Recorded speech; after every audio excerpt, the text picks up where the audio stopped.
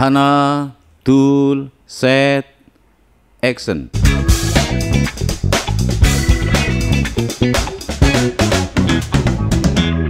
Tidak melaksanakan sholat Jumat selama 3 kali berturut-turut, maka dia dikategorikan menjadi seorang yang kafir. Ketemu lagi di channel G2G Tegal, channel yang mengupas dan membahas seputar pejuang devisa, pekerja migran Indonesia. Oke sahabat channel G2G, untuk podcast episode kali ini kita kedatangan seorang narasumber, seorang bintang tamu. Beliau adalah guru besar kita. Beliau adalah seorang ulama yang di Kabupaten Tegal, tepatnya di Desa Suradadi. Beliau juga salah satu yang memiliki Majelis Taklim Hudurul Huda.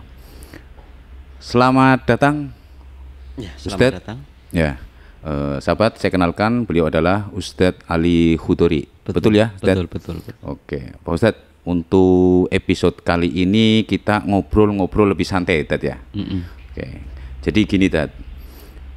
Kebetulan para pejuang devisa, atau pejuang migran, orang dulu bilang itu TKI, kalau sekarang itu namanya sudah keren. Kalau dibilang TKI, tenaga kerja Indonesia, itu era dulu. Semenjak adanya perubahan-perubahan, sekarang namanya sudah diganti menjadi pekerja migran, gitu, Dad.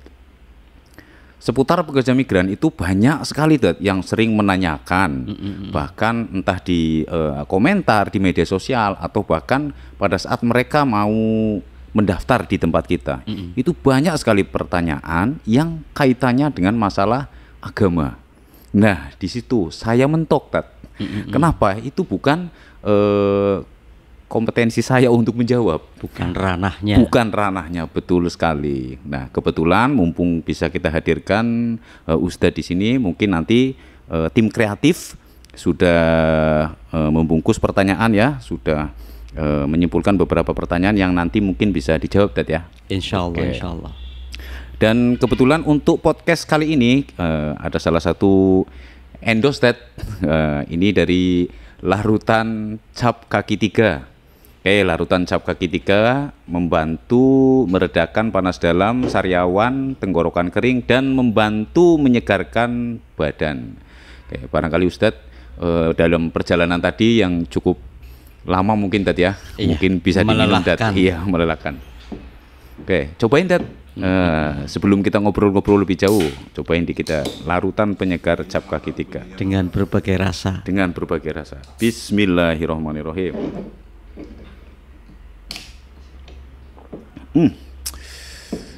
Rasanya nomu masiso, menyegarkan. Sahabat, larutan Cap Kaki 3 bisa mengatasi, meredakan panas dalam, sariawan, dan lain-lain. Kita lanjut, Dad. Monggo. Saya baca dulu. Siska, minta tolong Sis pertanyaannya. Sudah dirangkum ya pertanyaannya. Gini, Dad. Seringkali para teman-teman ya yang mau bekerja di luar negeri, khususnya kalau di tempat kita, karena ini adalah untuk pemberangkatan ke Korea Selatan ya, tujuan Korea Selatan melalui program G2G, itu mereka seringkali bertanya gini, Dad.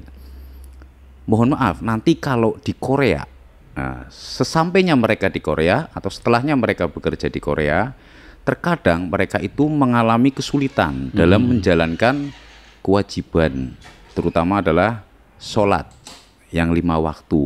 Kenapa? Karena satu, mungkin antara Indonesia yang mayoritas Muslim dengan Korea yang sebagian masih ada yang penganut Buddha, dan sebagian juga generasi sekarang yang sudah hampir lebih ke ateis, Dad, gitu. Nah, mereka merasa kesulitan ketika untuk menjalankan ibadah. Kenapa? Karena mungkin mereka beda, Dad ya, secara agama, secara religinya kan beda. Itu gimana, Dad? Menurut pandangan Ustadz? Untuk semua pekerja migran tentunya. Nah, dan ini kita berbicara yang berkaitan dengan masalah ibadah. Bagaimanapun juga, kalau memang kita beragama Islam, betul, kita tidak boleh meninggalkan perintah Allah. Betul, Dan. Terutama yang sangat dipesankan oleh orang tua kita sejak zaman dulu itu, apapun kamu nanti jadinya, dimanapun kamu nanti berada, satu, jangan tinggalkan sholat. Betul sekali. Dan ini perintah orang tua, bahkan para ustadz, semuanya itu berpesan demikian. Karena apa? Dengan kita melaksanakan ibadah satu ini, ibadah sholat, insya Allah apapun pekerjaan kita, apapun akhlak kita, apapun kejelekan kita, kalau masih tetap melaksanakan sholat, insya Allah sholat itu akan merubah dari yang jelek sampai menuju yang baik. Nah, yang berkaitan dengan masalah ibadah, tentu kalau kita di Indonesia untuk melaksanakan sholat 5 waktu itu lebih mudah. Terutama sholat Jumat dan sebagainya itu lebih mudah. Tapi ketika kita berada di negeri orang, mungkin kita akan ada kendalanya mungkin bisa saja sebabnya karena waktu, kemudian karena kesibukan, ya, juga mungkin karena pergaulan. Betul. Jadi ini kadang menjadi kendala bagi siapa? Kendala bagi pekerja imigran itu untuk melaksanakan ibadah ini. Saya harus melaksanakan sholatnya gimana? Sementara ketika waktunya saya melaksanakan sholat, kita harus bekerja.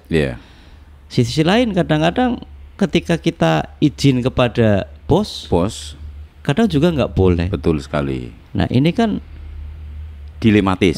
Sangat problem bagi pekerja migran. Betul. Apa ini saya dianggap memang meninggalkan sholat atau bagaimana? Nah, jadi menurut saya sholat apapun yang terjadi, kalau memang tidak ada kendala, laksanakan sesuai dengan waktunya. Siap. Ketika ada kendala, apalagi ini di negara orang, di negeri orang, kalau kita pikir kita tidak melakukan sholat sama sekali, kan kita bisa melaksanakan kayak semacam menjamak sholat. Nah, kan dalam sholat kan ada rukhsah. Apalagi orang yang sudah di negeri orang, katakan ya, kita aja dalam perjalanan yang sudah melebihi 80 kilo itu kita bisa merangkum, bahasa itu merangkum atau menjamak sholat, baik jamak takdim maupun jamak takhir. Itu kan bisa kalau kita dalam perjalanan atau musafir. Dan menurut saya orang-orang yang di negeri orang itu kan kategorinya itu bisa dikatakan musafir. Betul. Nah, karena bukan di negerinya sendiri. Tapi kalau memang di situ bisa melaksanakan sholat di waktunya, ya yuk laksanakan sholat di waktunya. Tapi kalau memang ada kendala karena keadaan, keadaan, daripada kita meninggalkan sholat, udahlah laksanakan sholat baik jamak takdim ataupun jamak takhir. Tergantung waktunya. Waktu ada untuk melaksanakan sholat itu waktu apa? Kayak gitu. Daripada meninggalkan sholat sama sekali. Nah, ini harapan kami untuk semua pekerja migran. Coba lihat situasi dan kondisi. Kalau memang ada kesempatan kita melaksanakan sholat tepat waktunya, laksanakan. Kalaupun tidak bisa karena kendala di waktu, jangan tinggalkan sholat. Bagaimanapun juga, walau kita melaksanakan jama, melaksanakan jamak takdim, jamak takhir, laksanakanlah. Yang penting jangan meninggalkan sholat. Itu pesan saya, dan tentu ini mungkin jawaban untuk pertanyaan tadi. Sangat memuaskan sekali jawaban dari Ustadz tadi. Jadi buat teman-teman calon pekerja migran ataupun yang mungkin sudah ada di luar negeri sana, entah di Korea, entah di Jepang ataupun di mana saja, ketika karena faktor keadaan yang menjadikan seseorang itu tidak bisa sholat tepat waktu, mungkin tadi solusi dari Pak Ustadz, jangan ditinggalkan sama sekali. Tapi masih ada jalan keluar. Salah satunya mungkin jamak takdim ataupun jamak takhir. Karena apa? Itu faktor keadaan kita berada di sebuah komunitas yang mayoritas mungkin non muslim, berbeda dengan di negara kita yang leluasa untuk melaksanakan ibadah. Tapi gini Dad, semakin kesini semenjak adanya perlindungan dari pemerintah kita, artinya orang-orang luar negeri ataupun tempat kita bekerja di luar negeri sekarang, mereka sudah sedikit tahu tentang apa itu Muslim. Bahkan semenjak banyaknya pekerja migran kita di sana itu juga mereka banyak yang menjadi mu'alaf. Itu juga satu hikmah ya. Mereka tahu ibadah seperti apa. Dan saya pikir sebetulnya bisa tidak, walaupun nggak semuanya. Memang kita kadang berbenturan ketemu bos yang galak gitu, Dad. Tetapi juga banyak yang mereka memberi kesempatan toh untuk melaksanakan sholat nggak lebih dari 15 menit ya. Iya. Pas jam 12 makan siang itu kan mungkin bisa diambil 10 atau mungkin secepat-cepatnya 5 menit ya. Oke, jadi gitu ya sahabat, nanti kalau mungkin ada kurang jelas mungkin nanti bisa dikomentar. Oke, terus berikutnya gini, Dad. Seringkali kita mendengar teman-teman, Pak, saya ketika di Korea Selatan itu sama sekali tidak bisa melaksanakan sholat Jumat. Sedangkan saya pernah mendengar itu hadis, Dad, atau hadis betul, yang mengatakan bahwa ketika seorang Muslim tidak melaksanakan sholat Jumat selama 3 kali berturut-turut, maka dia dikategorikan menjadi seorang yang kafir. Betul. Nah, mereka di sana mungkin selama kontrak, selagi dia nggak cuti ya, mungkin dia nggak pernah melaksanakan sholat Jumat, apalagi mereka yang jauh dari masjid, apalagi kayak di Korea Selatan khususnya itu kan hampir yang namanya masjid mungkin satu kabupaten satu. Nah itu gimana, Dad, menjawab hal seperti itu? Apa mereka juga dianggap kafir karena lebih dari tidak hanya 3 kali tapi berkali-kali kan gitu? Monggo, Dad. Nah, jadi begini, masalah penjelasan hadis, siapa orangnya yang meninggalkan sholat Jumat, itu ada kalimatnya berturut-turut. Ya. Jadi kalau nggak berturut-turut, bahwanya Jumat ini meninggalkan, tapi 2 Jumat melaksanakan. Kemudian Jumat dia melaksanakan lagi, kemudian tidak lagi, itu pun tidak termasuk dalam hadis itu. Artinya itu memang ada kesengajaan. Faktor saya tidak melaksanakan Jumat karena malas atau karena gimana, sehingga dianya itu punya prinsip udahlah sholat duhur aja bisa sebagai pengganti sholat Jumat. Itu kan nggak boleh, kita punya prinsip demikian. Maka ketika orang itu ada faktor kesengajaan, dalam arti kesengajaan meninggalkan sholat Jumat karena tidak ada sesuatu, kemudian meninggalkan, dan itu pun berturut-turut, itu sudah berarti dia sudah meremehkan syariat. Maka Rasulullah itu sudah mengatakan dia itu kafir. Karena apa? Karena dengan sengaja meninggalkan perintah Allah bagi laki-laki melaksanakan sholat Jumat. Lah, adapun bagi pekerja migran yang ada di luar negeri, di negara orang, apalagi yang ada di kapal gitu ya, Dad. Apalagi di kapal itu udah beda lagi hukumnya. Kita merujuk pada yang saya tadi katakan, sholat Jumat itu sudah tidak wajib lagi ketika kita dalam perjalanan. Kata musafir, kita sudah melakukan perjalanan yang lebih dari 80 kilo. Maka ketika di situ ada perintah Jumat, itu pun kita tidak wajib untuk melaksanakan sholat Jumat. Tapi kalau memang dia mau melaksanakan sholat Jumat, itu lebih afdol lagi. Tapi kalaupun tidak, maka di situ dia itu tidak diwajibkan untuk melaksanakan sholat Jumat. Kalau kita merujuk dari sini, apalagi orang yang di perahu, di kapal dan sebagainya, itu ya mungkin alasannya melebihi daripada inilah. Dan bagi pekerja migran mungkin yang di darat ya seperti yang saya katakan tadi, ketika di situ memang ada kesempatan melaksanakan sholat Jumat, laksanakan sholat Jumat. Tapi kalau memang tidak ada, dengan faktor masjidnya terlalu jauh mungkin, atau tidak ada sama sekali mungkin ya, itu bisa kita mengganti dengan sholat duhur, bukan mengganti sholat Jumat ya. Artinya melaksanakan sholat Jumat sendirian itu nggak boleh, karena syaratnya sholat Jumat itu harus berjamaah. Maka itu pun kalau kita lihat fikih, bukan hanya jamaah biasa, karena ada syarat tersendiri yang harus dipenuhi kita akan melaksanakan sholat Jumat. Kalau kita merujuk di kitab-kitab fikih, itu kan memang pelaksanaan sholat Jumat itu sah apabila dilaksanakan oleh 40 orang minimal yang mukimin itu di situ kan. Apalagi kalau di daerah itu mukiminya yang Islam loh, itu hanya 20 ya atau Tetap 10 tidak sah ya tadi. Iya, tetap tidak sah dalam melaksanakan sholat Jumat. Maka kepada pekerja migran terutama itulah, artinya nggak usah punya pikiran berarti saya ini meninggalkan sholat Jumat berarti saya sudah dianggap Kafir. orang kafir. Iya. Nah makanya pesan saya apabila memang tidak bisa melaksanakan karena hal-hal itu, ya banyak istighfar. Karena saya tidak melakukan sholat Jumat karena ada ada problem, ada halangan yang memang kita tidak bisa melaksanakan sholat Jumat. Tetap kita itu istighfar kepada Allah, mudah-mudahan diampuni karena keadaan kami tidak bisa melaksanakan sholat Jumat. Itu insya Allah jawaban saya itu begitu. Jadi buat teman pekerja migran ya, yang ada di luar negeri sana, apalagi yang di kapal, memang sangat kesusahan sekali untuk melaksanakan sholat Jumat. Tadi yang Ustadz bilang dari segi persyaratan secara fikih saja nggak memenuhi ya. Apalagi khususnya yang di Korea Selatan kan kadang kalau kita mau menemukan masjid saja, kalau mau masjid itu jaraknya mungkin sekitar 1 jam. Sedangkan kita itu hanya dikasih waktu istirahat pas jam 12 mungkin sampai jam 1. Artinya buat perjalanan nggak mencukup gitu.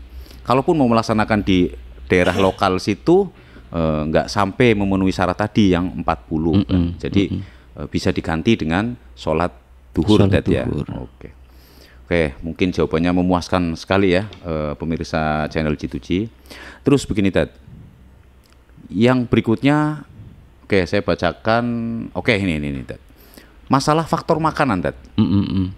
Jadi banyak teman-teman yang kayak gini bilang mereka punya persepsi ketika mereka di negeri orang yang notabene mayoritas non muslim seperti kayak Korea Selatan sendiri, berarti kalau kita makan di sana sangat susah sekali menemukan makanan yang halal.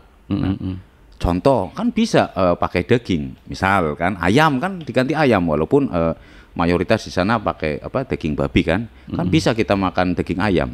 Iya, tapi kan kita nggak tahu nyembelihnya itu gimana, apakah disembelih dengan cara Islam baca Bismillah atau kan tinggal masukkan ke mesin. Nah oke lah, ayamnya dapat yang halal. Atau ayam karena kita nggak tahu nyembelihnya gimana, kita ganti telur misalkan. Kalau telur kan otomatis halal, Dad. Iya, betul. Nah, begitu telur itu mau digoreng, ya gorengnya kita pakai minyak. Sedangkan minyak di Korea Selatan itu mayoritas mengandung bahan tadi minyak babi. Nah, jadi itu juga menjadi polemik sebagian pekerja migran kita. Jadi kalau mau betul-betul makan yang halal betul, ya sudah, makanya nasi mungkin sama mie juga, kalau minyak Korea kan mungkin ada sedikit itu. Itu gimana, Dad? Ya ini juga mungkin satu problem bagi pekerja migran dalam masalah makanan. Makanan. Jadi menurut saya itu begini, memang kewajiban kita sebagai orang Islam itu diharuskan makan yang halal, dan apapun kita tidak boleh mengkonsumsi makanan yang haram. Itu kan tentu karena memang tidak ada faktor lain. Tapi ketika kita berada di negeri orang, dimanapun, kemudian kita menemukan tempat di mana tempat itu kita itu kesulitan untuk mengkonsumsi makanan yang halal, itu benar-benar sudah nggak bisa lagi.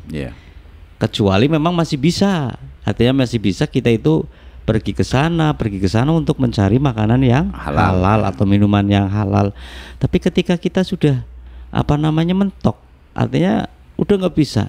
Sedangkan fisik ya, kesehatan itu kan memang harus kita jaga. Lebih penting juga. Lebih penting. Makanya menurut saya, coba ketika kita berada di suatu tempat, kita mampu nggak untuk mencari makanan yang halal. Ketika tidak mampu, kita bisa merujuk satu keterangan di kitab fikih, ketika ada 2 orang yang musafir bersama, kemudian di tengah perjalanan mereka kelaparan, kemudian mau mencari makanan, itu di mana? Karena ini tempatnya memang tidak bisa menemukan makanan yang halal. Akhirnya dia itu makan organ temannya sendiri. Karena untuk menjaga, karena lebih baik saya ada yang luka, yang penting kita tujuan itu sampai. Sehingga akhirnya dari salah satu temannya itu merelakan organnya monggo mau diapakan. Kalau kita merujuk itu, ketika kita berada di suatu tempat dan memang benar-benar susah untuk mencari hal yang halal, maka bismillah. Ketika kita menemukan ayam, yaudah bismillah, yakin aja ini adalah halal. Dan ini insya Allah udah disembelih. Nah, kemudian kecuali memang kalau memang benar-benar daging babi, kita nggak boleh punya keyakinan, karena memang sudah dinaskan ini gitu berarti jadi halal, itu nggak boleh, nggak boleh. Kita tetap mengatakan babi itu haram. Tapi ketika kita itu tidak makan, maka yang terjadi tubuh kita akan lemah, sedangkan kita mencari nafkah. Dan itu kan kewajiban mencari nafkah untuk keluarga. Jadi ketika udahlah bismillah aja, ketika kita benar-benar tidak menemukan yang halal, ketika benar-benar kita harus mengkonsumsi makanan itu, yaudah bismillah. Yang jelas banyak istighfar kepada Allah, dan kita tidak boleh mengatakan yang haram menjadi halal. Dengan sebab ini nggak bisa. Setelah kita memang demi kesehatan, demi mengkonsumsi ini untuk kesehatan, biar tubuh kita tetap sehat untuk bekerja, menafkahi keluarga, ya bismillah ya. Yang penting banyak istighfar dan tetap ikhtiar untuk mencari yang halal, makanan yang halal. Jadi kita nggak saklek dengan hukum. Artinya kita rela mati daripada kita nggak makan, ya. Akhirnya konyol itu tadi. Daripada saya makan konsumsi yang haram, bunuh diri, udah selesai, itu kan konyol banget. Banyak istighfar kepada Allah. Oke, Dad, masih ada beberapa pertanyaan lagi, Dad. Berikutnya ini, Dad, ini saya rangkum. Oke, ini dari salah satu follower Instagram G2G. Gini, Dad, ini dari Mbak Rahma ini. Mbak Rahma menanyakan, sebentar, Dad. Oke, gini, Dad. Sekarang akhir-akhir ini itu banyak sekali antusias atau animo teman-teman pekerja migran ingin bekerja di luar negeri, terutama adalah Korea Selatan. Nah, apalagi Korea Selatan saat ini lagi rame-ramenya demam kayak yang namanya K-pop mania. Nah, terlepas dari itu jadi K-pop mania itu apa ya, kayak demam K-pop gitu loh. Itu kayak grup-grup musik BTS dan lain sebagainya lah, itu yang kaula muda sekarang. Nah, antusias untuk menjadi seorang pekerja migran, terutama bagi kaum hawa atau wanita, itu sekarang animonya tinggi sekali. Banyak teman-teman cewek, perempuan yang ingin juga bekerja di Korea Selatan, dan juga bahkan sudah beberapa banyak yang bekerja di sana. Nah, ada pertanyaan dari Mbak Rahma gini, bagaimana, Dad, hukumnya kalau perempuan menjadi seorang pekerja migran? Bukankah ketika seorang perempuan itu keluar dari rumahnya itu harus didampingi dengan muhrim, entah orang tua, entah suami, entah saudara kandungnya. Itu gimana, Dad, menurut Ustadz? Ya, kembali lagi kalau kita merujuk kepada hukum, ya, hukum Islam yang sebenarnya, itu kan memang kan kalau perempuan itu kan tidak boleh keluar rumah, apalagi bekerja, apalagi bekerja. Wong keluar rumah aja itu nggak boleh.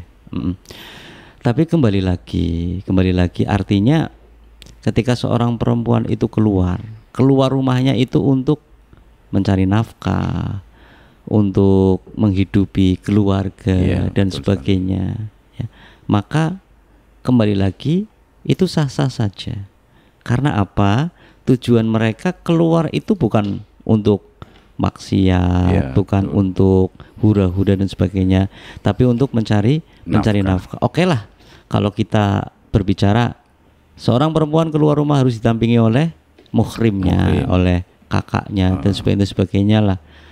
Tapi dalam keadaan dia itu keluar rumah, kalau tidak keluar rumah lah, tidak keluar rumah, sedangkan umpama kita bicara umpama dia menghidupi 4 anak, ya, suaminya nganggur. Kalau dia tidak keluar, dia tidak bekerja, maka apa yang terjadi dengan anak-anaknya? Yang otomatis anak akan kelaparan, kesusahan, pendidiknya juga susah. Akhirnya apa? Orang tua juga berdosa. Mungkin kalau ditimbang dosanya seorang ayah atau ibu ketika mentelantarkan anak-anaknya itu lebih besar daripada keluar rumah. Katakan kalau keluar rumah dosanya 100 umpama ya, menelantarkan keluarga termasuk anak dan sebagainya, pendidikannya terlantar, itu mungkin udah melebihi dosanya. Kalau dari 100 ini bahkan 200. Maka terutama kepada perempuan ketika mau keluar rumah, baik bekerja di luar lokal, lebih-lebih di luar negeri, ya udah bismillah. Niatnya itu untuk ibadah. Betul ya, karena namanya ibadah itu bukan hanya sholat loh. Betul. Yang namanya ibadah itu mencari nafkah, itu termasuk juga ibadah. Betul. Kalau masalah perempuan keluar rumah, ya udah, yang penting bismillah, niatnya ibadah, bukan niat untuk maksiat, entah itu perginya kemana dan sebagainya. Yang penting tetap jaga diri, kan kayak gitu. Yang penting jaga diri. Ini jaga dirinya yang berat loh. Yang paling berat itu jaga dirinya. Tapi kalau keluar rumahnya untuk mencari nafkah, benar-benar untuk menghidupi keluarga, saya kira no problem. No problem. Artinya gini Dad ya, Islam itu sebetulnya tidak kaku, tapi fleksibel. Hanya kadang kita itu terlalu pakem, tidak bisa menguraikan dan menjabarkan dari makna-makna mungkin ayat-ayat suci Al-Quran ataupun hadis tertentu. Mereka hanya mengartikan secara baku gitu loh ya. Betul. Gini aja, saya potong ya. Gimana, Dad? Mungkin kalau kita berbicara masalah dalam mengakui masalah baku dan sebagainya, itu memang iya. Jadi memang kurang luasnya pengetahuannya. Contoh aja, sebaik-baiknya perempuan itu sholat itu di rumah. Bahkan di kamar, bukan di rumah. Itu bahkan di kamar. Jadi kalau kita saklek dengan hukum, secara otomatis loh, itu masjid-masjid, musola itu akan sepi. Ya. Tapi ternyata realitanya kan masjid banyak perempuan yang melaksanakan sholat jamaah, musola itu berarti kan penjabaran. Artinya mereka itu keluar rumah, keluar kamar, keluar rumah bukan untuk maksiat tapi untuk ibadah. Dan tidak ada sama sekali untuk niat riya, niat untuk pamer dan sebagainya, tapi niatnya untuk menambah pahala. Nah ini kan namanya fleksibel Islam, nggak kaku. Harus di kamar ya di kamar, itu perlu ditafsirkan kembali. Artinya jadi jangan menafsirkan secara kaku gitu tadi. Betul. Apalagi kalau tadi kembali ke kaitannya kalau seorang perempuan menjadi pekerja migran itu hukumnya gimana? Kasarnya kan seperti itu. Kalau tidak saya salah, sedangkan Nun Sewu beliau istri Rasulullah yang pertama Khadijah sendiri adalah seorang pedagang tulen ya, ya. Otomatis kan keluar juga kan mungkin. Oke. Jadi begitu sahabat channel G2G. Tadi itu ada beberapa pertanyaan yang sering sekali ditanyakan sama teman-teman follower di Instagramnya G2G Tegal. Mungkin tidak perlu saya tanyakan semua karena keterbatasan waktu ya. Jadi kesimpulannya bahwa tadi Ustadz sudah bilang segala sesuatu tergantung dari keniatan. Betul. Oke, Dad, untuk mengakhiri season ini mungkin ada pesan dan kesan Dad yang mau disampaikan Dad. Monggo Dad. Untuk pesan dan kesan terutama kepada yang belum bekerja ya. Karena bagaimanapun juga bekerja itu wajib. Saya katakan wajib, baik untuk menghidupi sendiri ataupun nanti kalau sudah punya keluarga, bismillah niat untuk menghidupi keluarga. Makanya monggo bekerja di mana saja, ke Korea, kemana saja itu boleh. Apalagi di sini sudah ada wasilah perantara untuk memudahkan menuju ke Korea.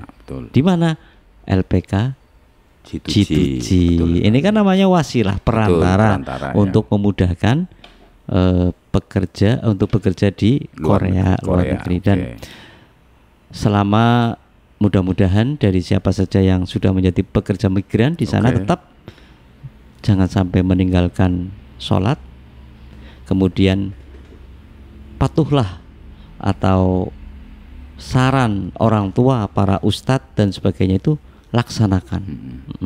Dan yang lebih penting adalah biar kita menjadi orang yang mulia, kedepankan akhlak. Itu sangat penting lah, mengedepankan akhlak. Dan insya Allah Mudah-mudahan bagi pekerja migran yang sudah bekerja di Korea terutama ketika kita masih punya orang tua, ini kan sekedar saran, bahagiakan orang tua. Betul. Dengan apa? Hajikan mereka. Setidaknya umrohkan mereka. Itu adalah satu kebahagiaan yang luar biasa, bagi orang tua. Tidak ada harapan orang tua permintaan, minta mobil, minta motor, minta rumah, minta harta, itu enggak. Tapi seorang anak yang sudah mampu menghajikan atau mengumrohkan orang tua, itu suatu kebahagiaan yang luar biasa, insya Allah. Yang tidak ada nilainya. Mereka akan lebih bangga diumrohkan atau dihajikan dibanding dengan dikasih materi yang berlimpah. Ya, seperti itulah. Terima kasih kali Ustadz atas kesediaan waktunya, kehadirannya di sini. Mudah-mudahan next time kita lebih panjang lagi obrolan-obrolan seputar. Barangkali nanti banyak follower yang menanyakan hal-hal seputar mereka di Korea Selatan tadi ya, khususnya. Oke, sahabat channel G2G Tegal, terima kasih sudah menonton channel G2G untuk podcast episode kali ini. Sampai ketemu di podcast yang akan datang, tentunya dengan narasumber atau bintang-bintang tamu yang lebih bikin greget lagi. Oke, sampai di sini Hana Dul Set Ending. Oke. Terima kasih Ustadz waktunya. Assalamualaikum warahmatullahi wabarakatuh. Waalaikumsalam warahmatullahi wabarakatuh.